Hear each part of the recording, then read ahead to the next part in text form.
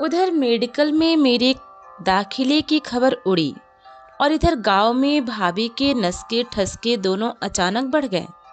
लोग लुगाई उन्हें डॉक्टर की भौजी कहने लगे और उनकी आवभगत उन घरों में खास तौर से बढ़ गई जहां किसी कन्या के हाथ पीले होने थे। भाभी की खुद की चमक और धमक भी बढ़ गई। उनका कुंवारा देवर डॉक्टर जो बनने वाला था। जाड़े का मौसम गांव में कुछ ज्यादा ही ठंडक लाता है, पर सर्दियों में भी भाभी के माथे पर गर्व का पसीना साफ देखा जा सकता था। भाभी घर में बहुत काम करती थी, चाहे मौसम कोई भी हो। उनकी दिनचर्या में कभी कोई फर्क नहीं आता था। वे बहुत ही मेहनती और घर बार के लिए पूर्ण समर्पित थी। बरसात और सर्दियों में चूल्हे में जलाने के लिए लाई गई लकड़ियां गीली रह जाती और भाभी को चूल्हा जलाने में कुछ ज़्यादा ही दिक्कत होती।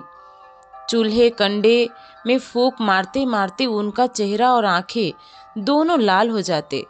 चौके में टीन की एक लंबी सी पुश्तैनी पूंगी थी जो चूल्हे में फूंक मारने के काम आती। फू फू करते करते कभी गहरा धुआं ही निकलता रहता तो कभी चूल्हे की लकड़ियों में भक से आग जल जाती। भाभी के मन में भावी देवरानी को लेकर बेहद उत्साह था और मुझे महसूस हो रहा था कि वो हजारों सपने देख रही थी मेरे ब्याह को लेकर। पता नहीं कहाँ कहाँ तो उन्होंने बोल रखा था अच्छे रिश्ते सुझाने के लिए। मेरे एडमिशन की खबर फैलते ही पास दूर के सभी संबंधियों का ही नहीं, आसपास के गांव की नाउनों की भी उस समय चलती फिरती जो मैरिज ब्यूरो हुआ करती थी, भाभी के पास आना जाना बढ़ गया था। सब जानते थे कि वो सुखी संपन्न घर में ब्याही गई हैं, जहां उनका बड़ा मानदान है। नाउ ने उनके साथ सुयोग्य कन्याओं के डिटेल पत्री पर लिखवाकर भाभी को दे जाती। उस दिन भाभी के पास कुछ काम नहीं था।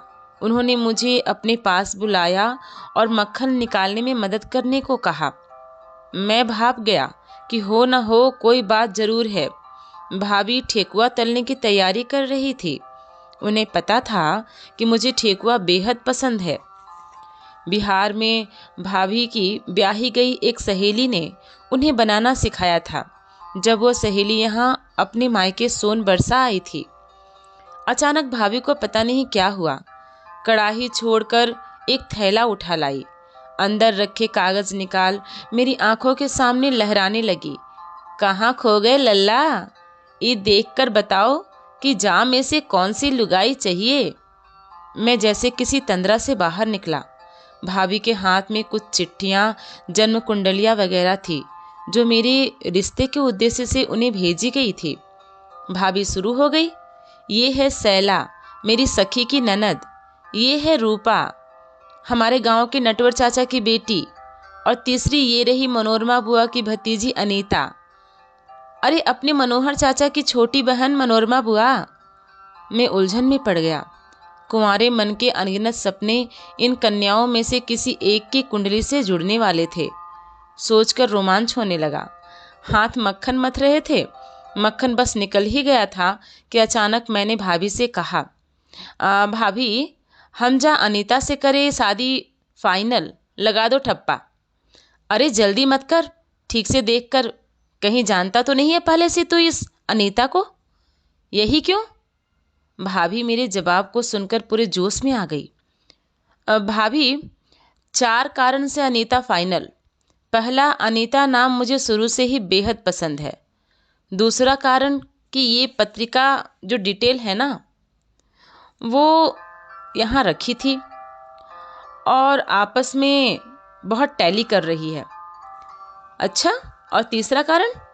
बोलते बोलते मैं रुक गया तो भाभी का उत्साह चरम पर पहुँच गया। वो जब मैं मक्खन निकाल रहा था ना, तो उसका एक छोटा सा छींटा सिर्फ अनीता की पत्री पर जा गिरा और ये बात मेरे मन को पता नहीं क्यों भा गई। बस इन्हीं कारणों से अनीता ही फाइनल। हे गंगा मैया, जो मोड़ा को मन की लुगाई मिल जाए तो पियरी चढ़ाऊं। भाभी ने सारे लिफाफे, पत्र, कुंडलियाँ, चिट्ठी पत्री थैली में समेटने शुरू किए, पर एक कागज उन्हें मिल ही नहीं रहा था। मिलती भी कैसे? अनीता वाली चिट्ठी तो मैंने छुपा ली थी। बहुत कुछ लिखा था उसमें मोड़ी के बारे में। और मेरी उंगलियां उन शब्दों पर घूम रही थी।